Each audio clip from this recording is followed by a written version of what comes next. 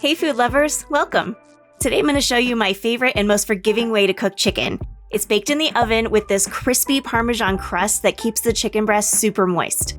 I make this Parmesan chicken breast like a lot. It's all over my Instagram. And I usually pair it with some sort of vegetable.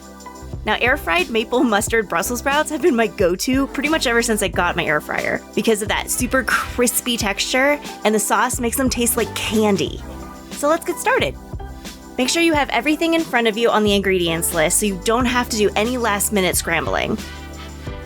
First, we're going to start prepping our chicken breast because it takes the longest to cook. So make sure that you line your sheet pan with some foil and you start drying off that chicken. Also, if the chicken is just a little thicker than most chicken breasts, you can flatten it out so that cook time is a little bit more correct. So try to keep it within about an inch thick if you can. After the chicken is the thickness that you want, you could spray it down with just a little bit of oil and then figure out your seasoning combo.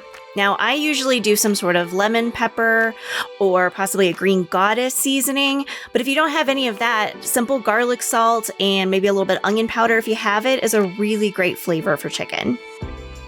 Then you're going to spread on a little bit of that mayo or Greek yogurt if you're looking to be a little healthier, and then add that seasoning on top. Or you could season the chicken breast and add the mayo. You can also add the seasoning to the mayo. It's really up to you.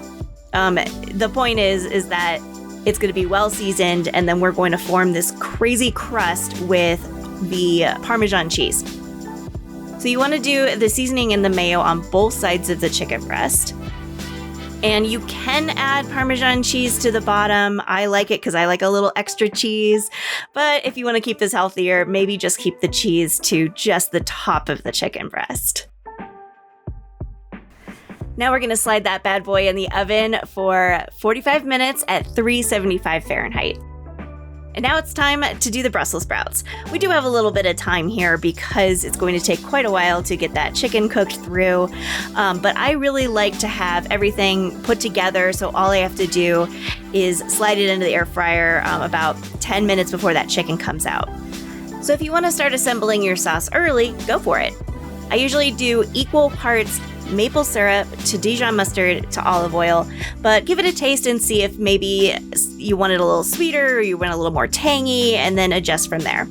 I don't really measure anymore, so just remember that it's equal parts, so however much sauce that you want to make is up to you. And then I add a little bit of salt and pepper as well.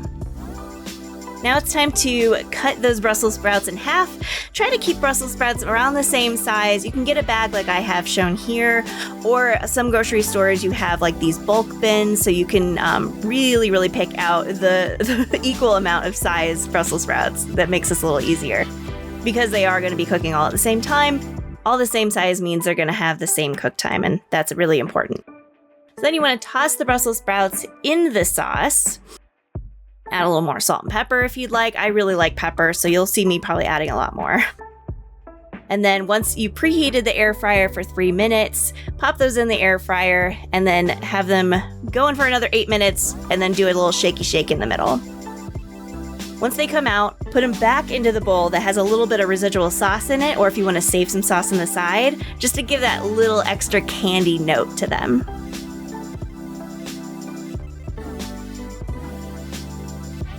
And if you time it right, they'll be out pretty much at the same time as the chicken, which is really great. Getting that kitchen timing is tough, and it does take a lot of practice.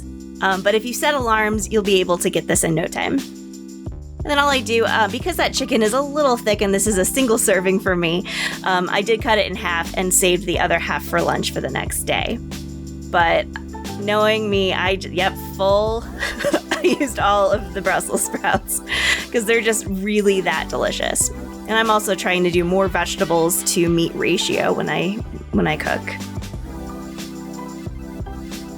So that's it. Also do a little plate cleanup if you're taking pics for the gram. And look at that. Delicious. I really hope you enjoy this recipe as much as I do. Like I said, I make this a lot, and I hope it becomes a go-to for you as well.